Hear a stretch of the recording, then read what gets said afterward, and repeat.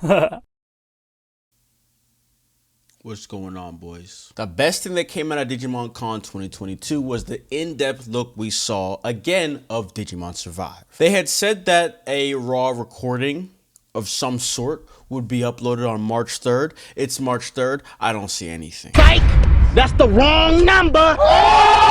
So we're going to use my footage. It's not going to be the best quality, but we'll use that to kind of re-review all the information that Habumon gave us. But we're just going to get right into it, man. I got my notes. I did do a little review, but what I want to do is kind of add my own 2 cents while we re-review what Habumon has presented to us. Plus, we'll look at all the Digimon we've seen so we can kind of get an idea of all the available Digimon that'll be in Survive and things like that. But to start it off, I have some big pointers, and these are kind of our pillars that we're going to be diving deeper into it throughout this video, right? So first things first, this will be the darkest Digimon to date, and the idea is it's depicting more of the OG Digimon Adventures perception of Digimon before they were kind of more accepted and began mingling with humans in a sense. But gameplay specific, 40 hours per route, 3 routes, and the game is divided by chapters. Habumon mentions that it'll take you about 80 to 100 hours to get through everything, right, to complete everything. It's a 70-30 split between text adventure and the combat. Now listen, we're going to get into that because on the surface that sounds a little scary, but it's not that bad. We did know this before, but essentially the game is broken up into 2 main components, that being the free expedition and exploration. Your time during free exploration is limited, right, but this is where you can also meet up and team up with wild Digimon along with building intimacy with your teammates. On the other hand, exploration has you moving around the map, which is essentially how you progress the story. Outside of that, there is 113 Digimon total. I'm assuming that means evolutions as well, maybe not, I'm not really sure. There will be new game plus, and again, all of these details we're gonna be diving deeper in this video. And last but not least, we'll take a look at the gameplay, although it's kind of self-explanatory, but what I really wanna do is look at the Digimon that are presented, because we did see some new Digimon here that we haven't seen in previous footage, screenshots, things like that. And honestly, depending on how long this takes, maybe we'll look at some other footage, some other screenshots, and kind of try to build a list of all the Digimon we've seen. And if you guys have anything you've seen, any other footage you've seen outside of what I kind of go over, leave it in the comments and let's build a list. Let's build a database. Let's get it. We're just gonna walk through the whole clip, and I'll stop it, give my 2 cents, and we'll listen again and that type of thing. As for the ratio of the game, the volume of text adventure and tactics battle is about, say, 7 to 3, and the game is mainly text adventure. So I'm not gonna lie, whenever I first heard this during the live stream, it was a little jolting. Now, we all knew this was supposed to be a text adventure. They've said this from the jump. But the way he breaks it down, 70-30, that's a pretty big discrepancy in a sense. But listen, the idea is it's story driven to the core, right? Unlike something like Digimon Survive, Cyber Sleuth, where there is a lot of text, there is a lot of talking. This time around, the talking is meaningful. What you say is going to affect the next thing that happens. And at the end of the day, like I said, we always knew this was going to be a Danganronpa type of game. So I think keep an open mind. If from the jump when you heard about this game and you saw it, you weren't afraid, what was said just now should not stray you away. Now, if you didn't like it from the jump, then I think this will stray you away actually. So keep an open mind, I would say.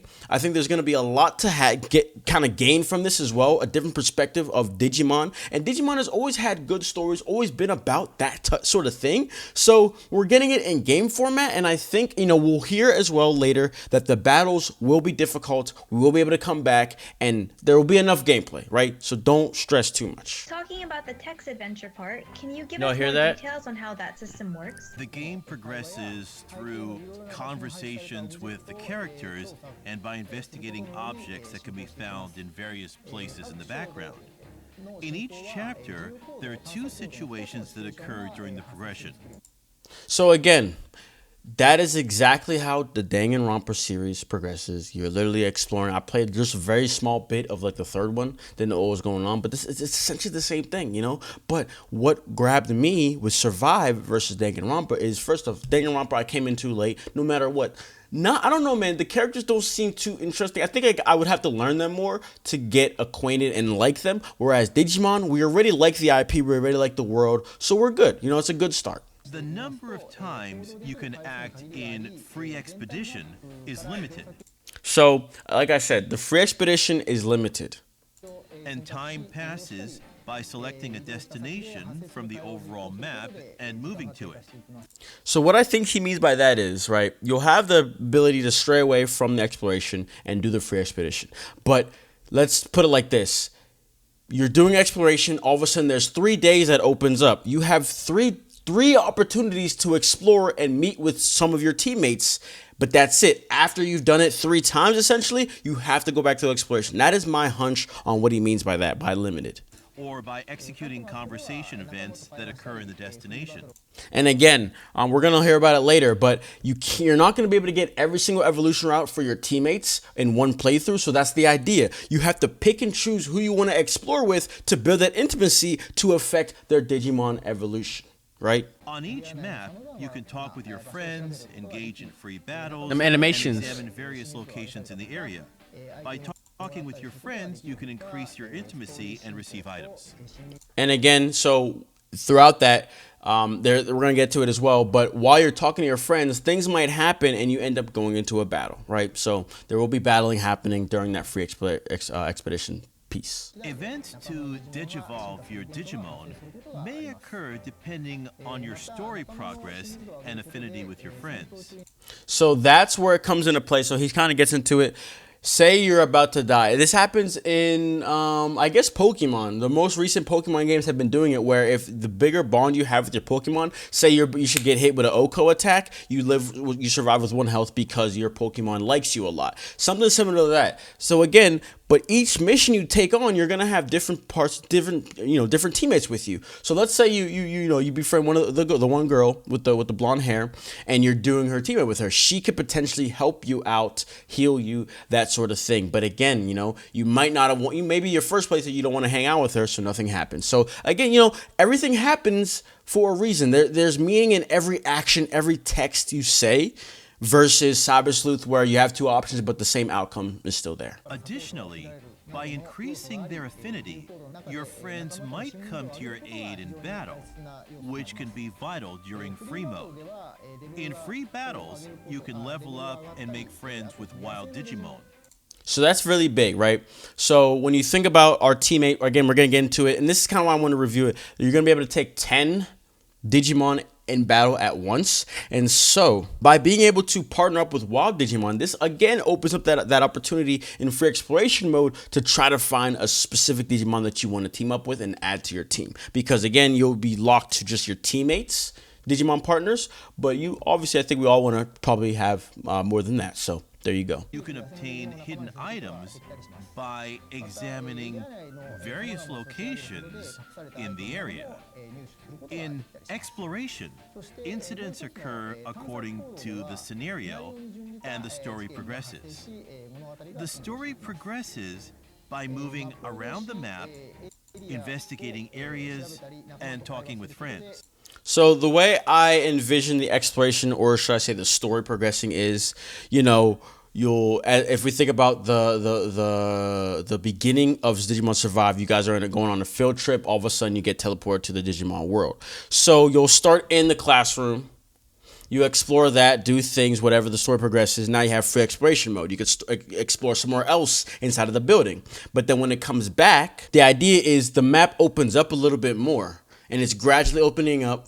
So you progress, you can explore, come back, progress, explore. That's kind of the structure I envision. When investigating areas, you can switch between the naked eye and the camera while exploring.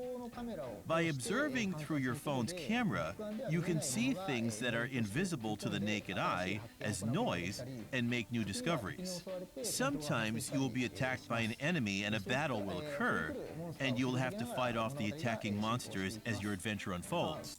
So that's essentially how story battles happen, right? Because in free expedition mode, you're just kind of walking around talking and you can end up battling. Whereas for the story, that's where that whole 70-30 kind of comes into play. And I think that's another thing. I think the 70-30 is really specific to the exploration aspect. 70% of the time, you're going to be text adventure, and then that one incident where a Digimon attacks you is when the battle comes into play. In addition to that, I have a suspicion that the exploration or the story mode battles will be harder than free expedition. And this is going to be in conjunction with how far you are in the story. The farther you are, the harder that they get, and more of a reliance on free expedition training. The flow of the adventure part consists of adjusting your equipment in order to win battles, as well as training and preparing your Digimon for battle while leveling them up in free battles. So let's say that you have not been doing any free expedition. You just try to progress the game. You're gonna hit a roadblock, is what it sounds like, where you might not be high enough level. You might not have, the right evolution, that kind of thing. And that's where you might get stuck, have to backtrack in a sense, and go do your free expedition to level up and that kind of thing. That's what I just heard right there. Regarding tactics battles, can you give us some details on how the system works? So here we're getting to the battle system. Sure, battles progress in a traditional tactics battle style. At the start of a battle, you can select up to 10 units to join the battle. Battles are turn-based, with the order of action determined by the speed of the units. So you saw Agumon, Falcomon. I mean, Falcomon is a bird. I'm sure we could look at stats in Cyber Sleuth, because I'm sure there's some similarities there. Look at how much this man can move. I don't think Agumon was anywhere near that much. And speed will also depict the order as well, which we're gonna get into. So typical stuff. Nothing too crazy here. When it's time for your unit to take action, use the commands to That's what I'm saying, Trek. That sounds extra low. You can use move to move your units according to the squares on. So obviously different moves will have different patterns. Some will hit behind you, some will hit only directly in front of you, some might be an AoE, that sort of thing. And they're going to get into the SP usage here as well, which is also important. On the field. The distance traveled and the ability to climb the... Notice we have our vaccine data. I'm pretty sure. I mean, I'm trying to think older Digimon games. World 3, I think it has that. I don't think there's ever been a Digimon game where the whole vaccine virus data typings has never not been present, but obviously we can see it here as well. So yeah, good stuff. Height difference are different for each monster. That height difference was I was interested by that. So maybe some attacks they can't go one height above, some can. I don't know. We'll see. Not a big deal though. That's kind of just a gameplay. We'll figure it out as we go. If an enemy is within your attack range, you can attack them. The range of the attack you can attack really depends on the technique. Again, standard stuff. I'm on your playing field recovering. Directional elements such as side and back attacks, height differences, compatibility of monster species, and compatibility of attack attributes. Monsters can consume SP to unleash their techniques and digivolve their units. So here's important right here. Previously unlocked one will greatly enhance the performance of the unit, but it will continuously consume SP while digivolving. So he says SP is very important. And I think that's very key, the last point he said right there. When you digivolve, you can digivolve at any point. It takes SP, but every turn that you are evolved, it's going to take that SP away from you. So it actually makes sense to say you want to do it. Don't digivolve until you get close to do your attack. You do your attack, maybe they attack you or you kill them, whatever, because I'm sure something like Greymon is going to have better defense. So it might be good for defensive as well. But then after that turn, you might want to de-digivolve. And again, it gives you that, Digimon Adventure vibe where you evolve, de-digivolve when you don't need to attack. So again, it's just a different dynamic to play Digimon, and it's more like what we're known to see in the shows. So this is cool, man. That's what I'm saying. Keep an open mind, guys. Keep an open mind. SP is gradually recovered each turn when the Digivolution is unlocked and the unit returns to the growth phase. Right there. You can also recover SP by using items, talking with some partners, and getting support from your friends. So talking with partners has an ability to give you back SP. So I mean, ultimately, I think we all knew the intimacy, the bond you build with your teammates is going to be important. It's going to help you in various ways. But it's interesting that you have options. So if you have items to waste, and that's another thing. I think items are going to be scarce because we heard it. The free expedition is limited. So there's only a finite amount of time you're going to be able to do that and acquire items because that is how you get items. We learned that. So it's going to be this little bit of a balance. So, and I think, once we get to the New Game Plus aspect, the combat is going to be pretty intense in a sense. That's why they have so many difficulty levels, because it's going to be time management in a sense from the free expedition, what you do, SP management, that type of thing, and then how much bonds you've built with your teammates to help assist you in that battle. He does say it's going to be important that, having your friends being able to assist you in battle is going to be key and important to winning battles. So when we get to the higher difficulties, I think it's going to add this next layer of tactics, SP is an important energy that can be used to your advantage in battle, so SP management is very important. Yeah.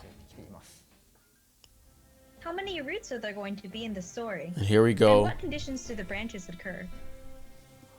This is important right here. In the scenario, and from chapter 8 onwards, the story branches into 3 routes. Okay. Morality, harmony, and rage.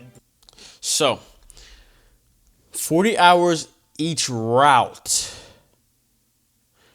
What does that mean? Because 40 times 3 is 120, but Habumon mentions that it's going to take about 80 to 100 hours to get through all the routes. And we know that up until there's 12 chapters total, up until 8, we're all going to have the same experience, and then by 8 is when things really get serious. But that also makes sense. You have up until chapter 8 to, as you can see on this screenshot right here, to build up the intimacy differently for all of your partners. And then we heard the routes are morality, harmony, and rage. Morality is probably doing the right thing. Harmony maybe is sticking yourself out there to save somebody. And rage is if you're just pissing everybody off. That's probably how you're going to get the dark evolutions and things like that. So that whole up till 8 is interesting, but it's nice to know, right? So whenever you do a playthrough, I feel like I might save at chapter 8 and then from there branch into 3 different other saves so I can try to get every single route. That's where my head's at right now. But let's listen. When you reach to any one of the 3 endings of morality, and then this is big too, or rage, the secret route will be released. So 3 routes, but my suspicion is every route has their own secret route, right? I mean, it's still in line with that 3 route, but every route has not only the morality aspect, not only the harmony aspect, not only the rage aspect, but that initial secret route to see, I guess, a secret ending for each of them. That's kind of what I take from that. Let me know what y'all think in the comments. Please tell us about how long we can expect. And here we go. Digimon Survive. Okay. Assume about 40 hours per route. Holy what? It will vary depending on the level of difficulty and the use of the fast forward function of the text. It will take about 80 to 100 hours to complete all routes, including challenging elements and end contents. So, okay. So he's talking about, okay, that fixed it in my head. 40 hours to get through from start to finish of the morality route, the harmony route, and the rage route. Okay. And maybe he's also including the secret path routes. That's not bad because, yeah, I was thinking, at one point I was thinking 40 hours to get to chapter 8, but that doesn't make any sense. So yeah, 40 hours for the entirety of the route, including probably secret route. Because I think as soon as you get to that specific route, it's going to take you down at 1 ending, 2 endings, 3 ending. So yeah. Could you please tell us the total number of monsters that appear in the game? Fuck! And as well as how many can be trained as friends? Also, how did you decide which ones would appear in the game? That's ridiculous. The total number of trainable monsters is 113. 113. Total number of trainable monsters. So trainable meaning evolutions is so 113 total. Evolutions included, the dark evolutions, normal evolutions, all that, everything put together, 113. The selection of Digimon was cool. Based on the priority of matching the worldview. We already knew this. The concept of this game is based on the encounter with life forms from other worlds, and it is set before monsters spread to the world as Digimon. For this reason, I prioritize the selection of monsters with designs that give a sense of wildlife from the early LCD games Digital Monster to the monsters that have appeared since Digimon Pendulum. So if you think about it, from the very jump, one of my very first videos about survival was seeing the new the old Falcomon design. I thought it was new, but it's just an old one, and he even said the pendulum and all that kind of stuff. So if you think about the new Falcomon design, I should have it on the screen. That's had such a modern look, like, you know what I'm saying, like typical animal evolution. Is that the term? You know, when they adapt to their environment. Cybersleuth is real cybery, up. You know what I'm saying? Whereas that Falcomon we see in Survive looks like he's from the wild. So that's essentially how we got to this, you know, the specific Digimon we know. We see Fangmon, things like that. So I think it's a cool little, you know, detail. Therefore, the core players may feel that all the Digimon are familiar, but we'd appreciate your understanding, of course.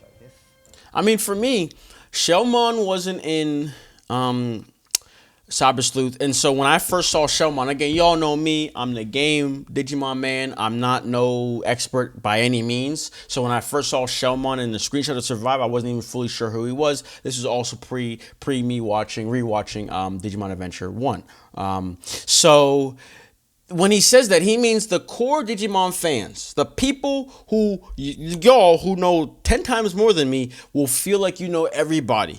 But someone like me is going to see some of these Digimon that are lesser used, specifically haven't been used in recent games, that will appear here. Now, the thing is, I'm getting a lot more educated on Digimon, so they will be more familiar for me. But pre me getting to World 3, pre me watching Digimon Adventure 01, you know what I'm saying, 1999, though they felt new to me. So if you were a more outsider Digimon fan, but I think overall, with everything else this game has to offer, I don't think we should be stressing over the number. And he also says, in part of the questions in this whole Digimon Con section for the games, they're working on increasing the number of Digimon that appear in the story games. Like, you know, think about Pokemon, they had all these, they kind of stopped. Now they're being more specific. No, Digimon is trying to add more. Cybersleuth base had like 250, something like that. Hacker's Memory added in another like 150, right? So that's what they're working on. So this game is not meant for catch 'em all, essentially. By playing free battle, you can make wild monsters your partners. Oh. One of the battle commands is conversation, which allows you to have a conversation with a wild monster. Persona. You can use this command to have a conversation with wild monsters by answering their questions with 23%? voices. So you see how I pointed that out. So it's going to be on some Persona Shin Megami Tensei vibes, but the key point that I missed just a few seconds ago, there is an option in battle to do conversation. So I was wondering, do you got to beat him up like in Persona before you can talk to him? No. I guess at any point, so say you're looking for a specific Digimon, you do a free battle mode while you're in your free expedition section. Again, this is not story mode. You could not even fight him and try to recruit him. But I wonder if the probability of them joining you increases as you go on, or the option doesn't become available until, you know, maybe the battle's almost over. I'm not really sure, but that 23% there, that's probably the whole, you're saying the right thing. If you did notice, he did jump a little bit. I'll rewind it for a second here. Which allows you So right there, I don't think he liked what they said, right? He's mad. Conversation with a wild monster. Persona. Or maybe not. Maybe it was like the initial, but then he liked it. Ultimately, he liked it. He jumped up to stars. That's why we start and we see 23%. Yes. So it's like the first thing you said was good enough to begin to continue the conversation. Now you got to make sure you say what's right. And I'm sure that, you know, Digimon, every Digimon has personalities. We see it in Ghost Game. We see it in every Digimon work of art. They always have their own unique personalities. So we're going to see that here. You might have to learn what's the right option to say. So not every time you're able to actually get them. This all again comes back to that concept of you're not going to be able to get everything in your first playthrough. You may mess up with one Digimon, but now in your second run, you know what they like, you know what you got to say to successfully recruit them. Or you could Google it to make sure you don't mess up. But, you know, where's the fun in that? By answering their 23%. Voices. If you succeed, you can recruit the monster as a partner or receive items from it. So I wonder what dictates whether we're going to receive an item or they get added to our team. My suspicion is Every Digimon we see, we can add to our team. I'm not really sure. You know, what do you guys think? Or maybe there's some Digimon that we're not able to add on our team, and so they only give us an item. I'm not really sure. What conditions must be met in the game in order to evolve a monster? Yeah?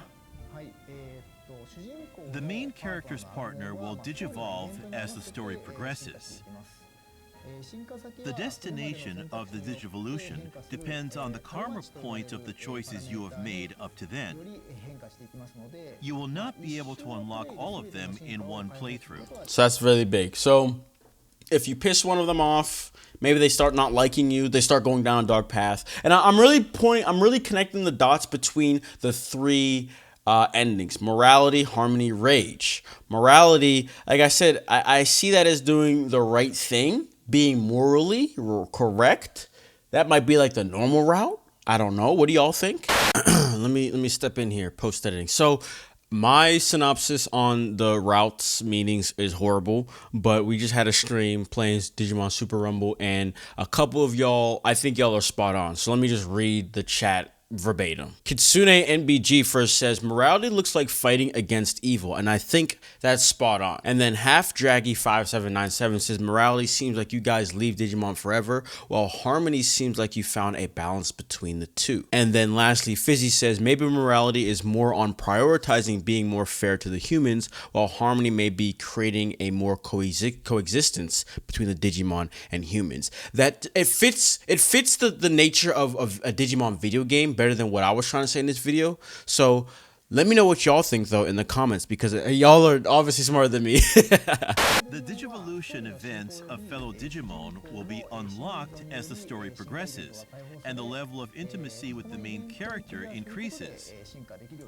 So he says basically by normal progression of the story, they're gonna unlock evolutions. That's what I heard. Clear these events to Digivolve.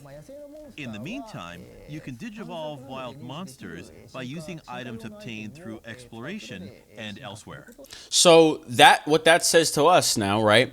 Story Digimon that we're playing with, that's our part of our core team, they'll evolve normally, but then based off of the intimacy level, that's going to adjust what the evolution line looks like.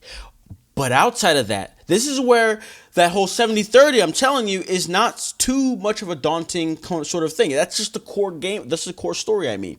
When it comes to Digimon you find outside, you're going to have to be looking for items, doing some exploration, you know what I'm saying? And again, that's time sensitive. So there's a lot to uncover outside of just the main gameplay story, the story. And from my perspective, that's fun, right? It's kind of like that Cyber Sleuth concept of evolving into things, but it's more strict and it requires exploration and just trying stuff out. That's where I get out of that. Let me know what y'all think. There will be a new game plus function. There it is. The data that can be carried This is important. over are Digimon levels, unlocked Digivolutions, items and equipment obtained, and wild monsters you have acquired. So again, you do New Game Plus, you keep your items, and remember that some of the items you have will help you to evolve. So say you get an item from your first playthrough, but you weren't able to add a specific Digimon from the wild that you wanted to. You have that item ready and waiting to evolve your desired Digimon when you finally find them in your next playthrough. So that's big. That's a lot. And that when I hear that, it's very encouraging to play again, right? Your Digimon levels are staying, unlocked evolutions, items, and then wild Digimon you obtain. That wild Digimon is really cool too, because once we get into he's gonna get into the high difficulty dungeons, those will probably play a bigger part than your core team. You might be using them outside of your core team. Okay, bro. I'm sold. See, I like that a lot. Is there anything challenging Here we or go. hidden after completing the game? The content that occurs when you go to the second playthrough, there are dungeons with high difficulty battles Okay. where enhanced enemies appear. In these dungeons, you can get a lot of reinforcement items. So look at this list of Digimon we have right here. We got Taomon, Saber Leomon, Ice Leomon. I can't actually tell who that is. Can anybody tell who that is? I'm not actually sure. It's still part of the Taomon. Is that okay? Kazuhumon. Okay, I think so. Right. right? And then obviously Sakuyamon, Dracmon. So those, we have never seen any of those in gameplay prior. I don't believe so. And these are the high, I believe they're showing us these high difficulty dungeons, meaning we can recruit these Digimon, right? That's what I get out of this. You can get a lot of reinforcement items, and for each level you reach, you can get powerful skill equipment that is not available in the main story. So do you hear that? He says each level you reach, dungeons level you reach. So it sounds like it's on some more, not unending type beat, but there's layers to these dungeons. And so again, the 70-30 is not as much of a problem. Because for me, I'm like some of y'all, I really like the tactical aspect of Survive, the gameplay. My mind is open for the text adventure, but I'm really invested in this part. So it sounds like firstly, you want to play through the game 3 times, get all the Digimon. At this point, it's only 113, so that's not going to be much of a hike outside of what it takes. And then you tackle the dungeons. That's enough for me. That's all I need. Again, Survive was meant to just hold us over until the next story game. And what I heard in this section is exactly what I was expecting, and it sounds very fun, right? So let me know what y'all think. What kind of difficulty levels are we expecting? Here we go. To see? The difficulty level can be selected in battle. There are 4 difficulty levels to choose from: difficult, normal, easy, and very easy. Let's do difficult, boys. Yes, sir. Only the main part of the scenario will be partly voiced. That's fine. That's crazy though, boys. Is he talking about? So that means we're gonna get English voice acting in the trailer, right? The opening movie, they still use Japanese voices, and it's subtitled. So I wonder, partly we don't need voice. It's gonna be too much text. But I'm still wondering, are we talking about English VA for part of the game? That's crazy. That's awesome. Honestly, that's all I need, because I don't even need VA to begin with. But if you give it to me, I'm happy. So the last thing that I didn't put in the video is asking about multiplayer. I saw some people saying that we were previously confirmed multiplayer. No. What does that even? No. Never. He never said there was going to be multiplayer. Multiplayer was never part of the picture. No. So that's not news or anything like that. We're fine. We're all going to have our own little experiences. You know what I'm saying? So it'll be cool. So with that being said, that's all I got. That was the extent of everything they showed us. Looking at my notes, I think we went over everything. Let me know what y'all think, right? Like I said, keep an open mind. That 70-30, don't get too afraid by it. This is going to be one of the most Digimon adventure feels we're gonna get out of any Digimon game ever, right? So let's take it for what it's gonna be. It's gonna be fun. 80 to 100 hours.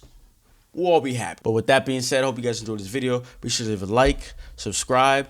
You know the vibes. We got shit coming. I got things rolling. Let's get it. Peace.